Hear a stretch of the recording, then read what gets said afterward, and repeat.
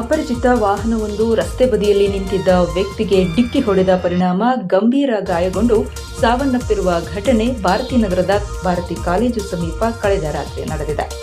ಕಾಡುಕೊತ್ತನಹಳ್ಳಿ ಗ್ರಾಮದ 48 ವರ್ಷದ ರಮೇಶ್ ಸಾವನ್ನಪ್ಪಿದ ದುರ್ದೈವಿ.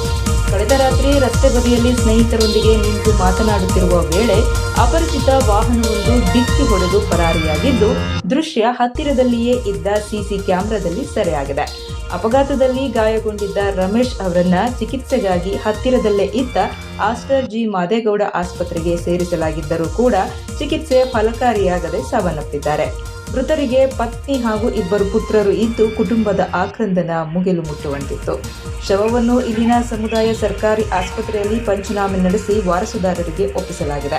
ಈ ಸಂಬಂಧ ಕೆಎಂ ದೊಡ್ಡಿ ಪೊಲೀಸರು ಪ್ರಕರಣವನ್ನು ದಾಖಲಿಸಿಕೊಂಡು ಸಿಸಿ ಕ್ಯಾಮೆರಾ ವಿಡಿಯೋ ಆಧಾರದಲ್ಲಿ ಆರೋಪಿ ಪತ್ತೆಗಾಗಿ ಬಲೆ ಬೀಸಿದ್ದಾರೆ. ಸ್ವಗ್ರಾಮ ಕಾಡುಕೊತ್ತನಹಳ್ಳಿಯಲ್ಲಿ ಅಂತ್ಯ ಸಂಸ್ಕಾರ ಜರುಗಿತು.